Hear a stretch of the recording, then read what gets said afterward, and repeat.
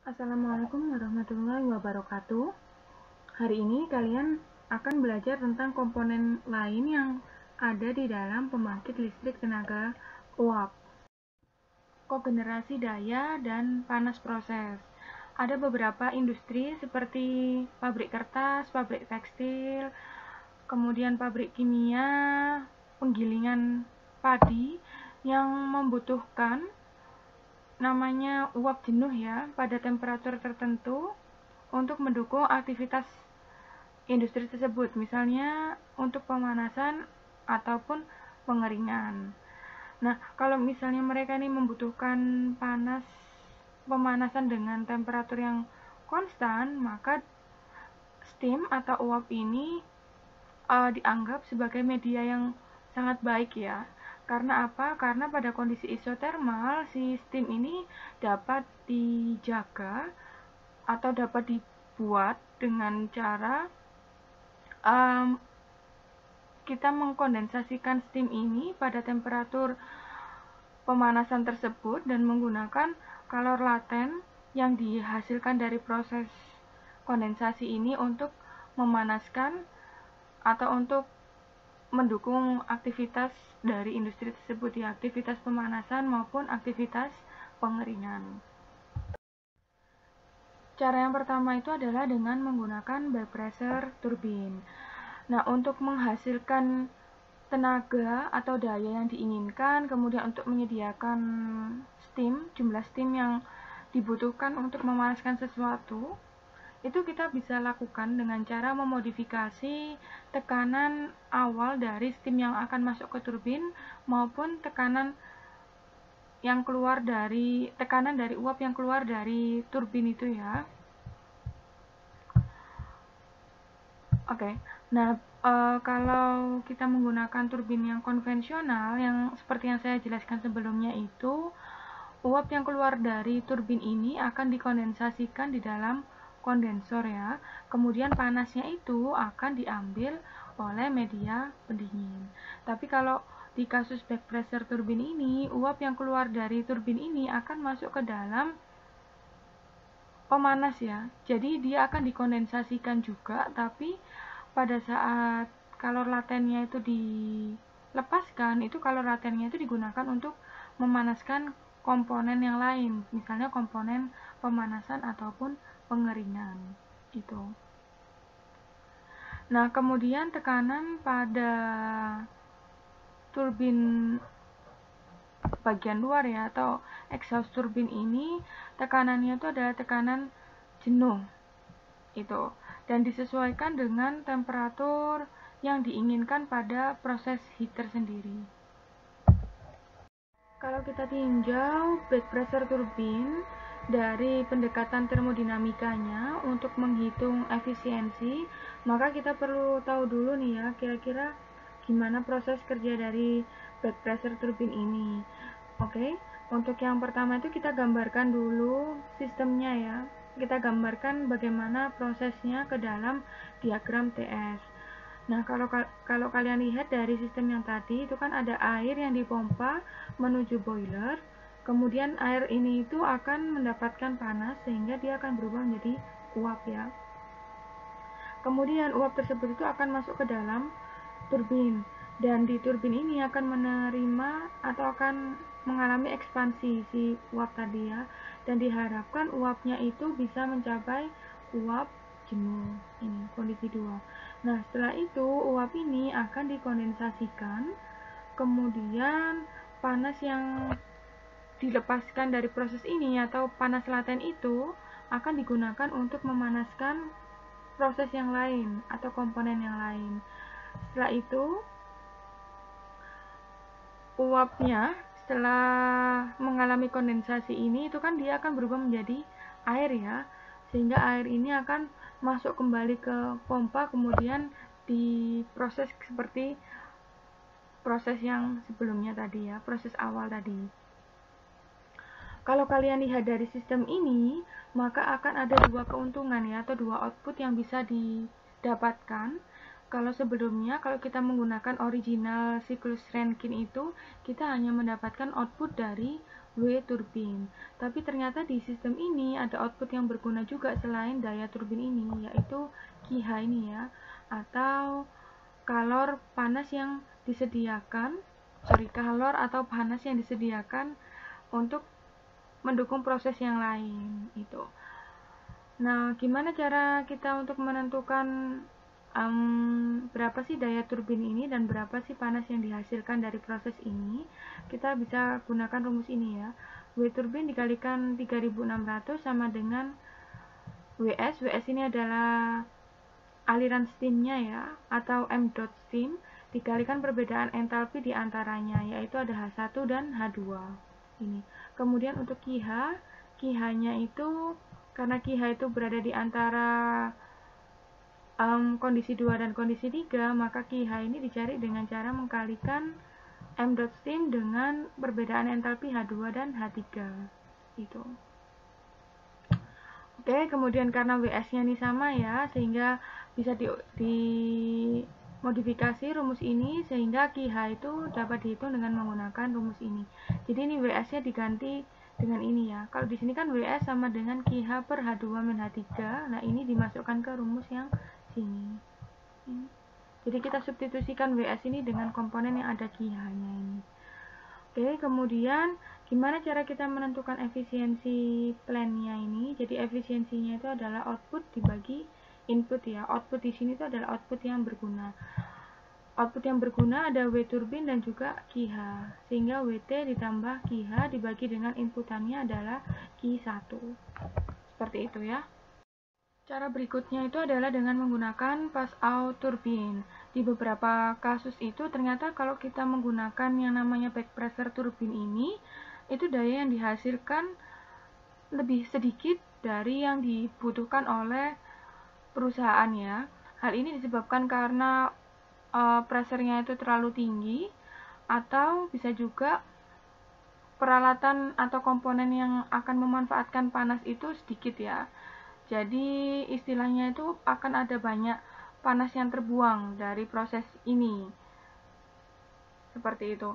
Nah, sehingga kita tuh butuh yang namanya pass out turbin. Jadi yang namanya pass out turbin itu adalah turbin yang akan memanfaatkan beberapa bagian dari steam yang akan diekstrak, akan diambil ya pada intermediate stage atau pada tahapan intermediate atau pertengahan gitu ya, untuk proses pemanasan pada temperatur dan pada tekanan yang diinginkan. Jadi karena anggapannya itu tekanannya terlalu tinggi, maka di sini itu uapnya itu akan diekstrak dan juga uapnya ini akan dikondensasikan itu ya. Jadi agar uap yang dihasilkan oleh turbin ini tidak terlalu tinggi temperaturnya itu ya. Jadi kalau temperaturnya itu terlalu tinggi, sementara untuk komponen berikutnya itu komponen yang butuh panasnya itu sedikit, otomatis panas yang dihasilkan oleh uap turbin itu akan terbuang sia-sia. Sehingga di pass out turbin ini uapnya itu juga akan dikondensasikan di dalam kondensor. Di sisi lain, uapnya ini juga langsung akan diekstraksi ya, untuk masuk ke dalam pemanasan proses itu. Oke, untuk tinjauan termodinamikanya seperti ini. Nah, ini dari titik 8 itu adalah ini ya, titik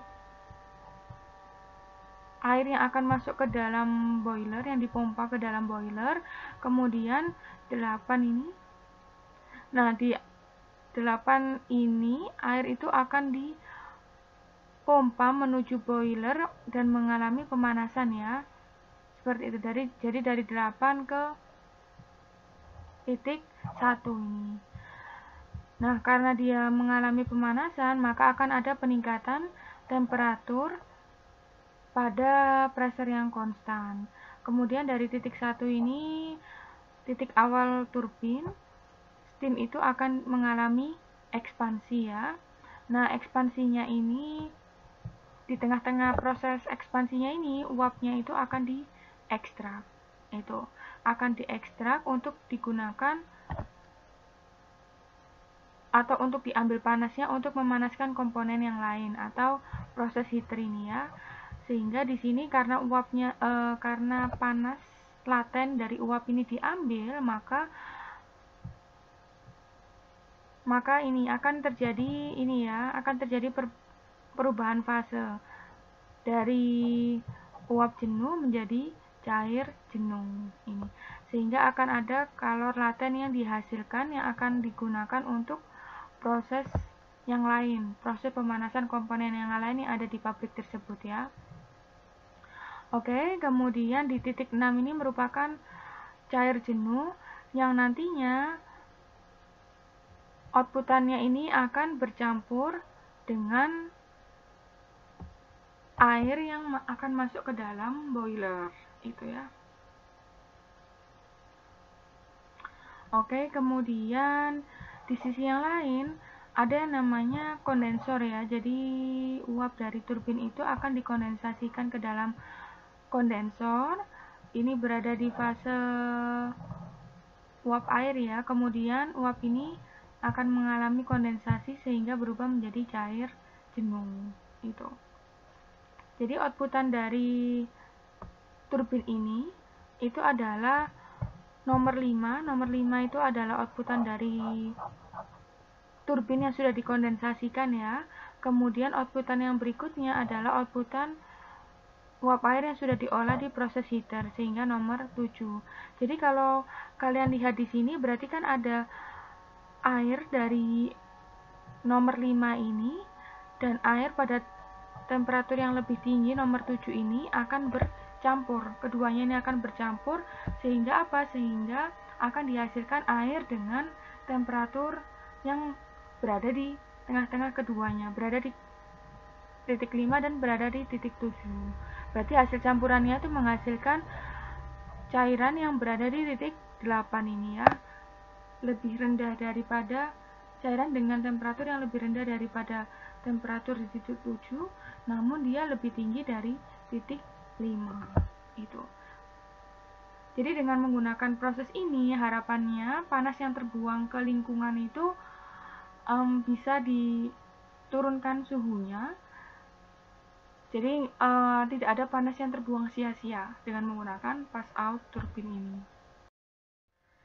Berikut adalah persamaan yang bisa digunakan dalam menghitung kalor dan juga daya ya.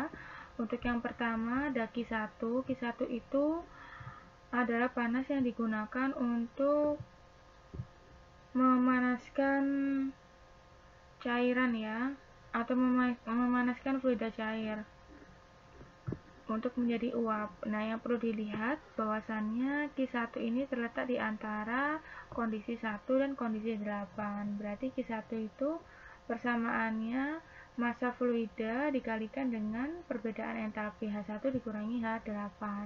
Kemudian untuk Q2 itu adalah panas yang dibuang oleh kondensor. Nah, ini gimana rumusnya? Ya berarti kalian lihat aja kira-kira massa alir yang lewat kondensor ini berapa. Nah, karena di sini ada ekstraksi, maka otomatis yang di sini massanya itu bukan WS ya, tapi WS dikurangi dengan W. Jadi intinya adalah massa inputan turbin dikurangi dengan massa ekstraksi turbin. Berarti ada, kalau di sini dianggap WS, maka di sini ada W, di sini ada W, kemudian sehingga di nomor 3 ini WS dikurangi dengan W, itu ya. Oke, berikutnya untuk QH itu berarti kita cari masanya berapa. Masanya di sini dianggap W, maka W dikalikan dengan perbedaan entalpinya. Ada H2 dikurangi dengan H6. Itu ya. Oke, berikutnya ada WT. WT itu adalah daya turbin. Sekarang kalian lihat dulu. Karena di sini ada ceratan ya, atau ada ekstraksi, maka komponen turbin ini untuk komponen untuk menghitung W turbin ini itu ada dua hal yang mendominasi ya, ada dua hal yang berpengaruh dalam perhitungan daya ini. Jadi yang pertama W turbin sama dengan, yang pertama itu adalah WS-nya ya, WS, karena yang masuknya ada WS dikalikan dengan H1 dikurangi H2. Kemudian setelah uapnya ini dicerat atau diekstraksi ke sini, kan masih ada uap sisanya ya, yaitu WS dikurangi dengan W dikalikan dengan H2 dikurangi dengan H3. Jadi intinya adalah untuk mencari daya turbin ini, kalian harus mengamati dulu kira-kira ada nggak uap yang diekstraksi. Kalau ada uap yang diekstraksi, maka untuk menghasilkan daya turbin itu kita perlu menghitung kondisi sebelum diekstraksi dan kondisi setelah diekstraksi. Itu ya. Oke, kemudian untuk pompa sama saja ya, kalian tinggal lihat aja kira-kira masa alir yang melewati pompa ini berapa, kemudian pompa ini terletak di kondisi apa dan apa. Jadi tinggal dikurangi saja. Oke. Nah, kemudian di sini ada kesetimbangan energi ya. Kesetimbangan energinya itu adalah di titik pertemuan ini. Nih ya. Jadi di titik 8 ini ada dua fluida yang bertemu, yaitu fluida di titik 7 dan fluida yang berasal dari titik 5. Berarti intinya kita harus mempertimbangkan bahwasannya energi yang ada di titik 8 itu merupakan penjumlahan antara energi di titik 7 dan energi di titik 5. Itu. Oke, berikutnya adalah konsep sebuah unit pemanasan proses yang memberikan panasnya ke dalam siklus daya. Nah, misalnya di ini ya, di semen, pabrik semen gitu ya, itu kan ada yang namanya semen kiln. Semen kiln ini beroperasi pada temperatur yang sangat tinggi. Nah, panas yang disediakan di proses itu digunakan untuk meleburkan material yang ada di dalamnya. Nah, ternyata panas yang dibuang dari proses yang ada di dalam semen kiln ini itu masih tinggi ya temperaturnya ya, sehingga panas yang dibuang dalam proses ini itu masih bisa digunakan untuk dimanfaatkan sebagai sumber untuk menghasilkan energi listrik itu ya. Nah, tetapi kalau dilihat dari efisiensinya, pasti efisiensinya ini lebih rendah ya. Itu. Jadi di Semen Indonesia itu ada alat yang namanya WHRPG, Waste Heat Recovery Power Generation. Jadi di dalam generator ini itu dia memanfaatkan panas yang dibuang oleh kiln, sehingga panas ini bisa digunakan sebagai pemanas yang ada di steam generatornya situ ya, kemudian untuk menghasilkan atau untuk mengenerate energi listrik itu. Sekian pemaparan materi dari saya, semoga kalian bisa mengambil manfaat dari apa yang saya sampaikan. Kurang lebihnya mohon maaf. Wassalamualaikum warahmatullahi wabarakatuh.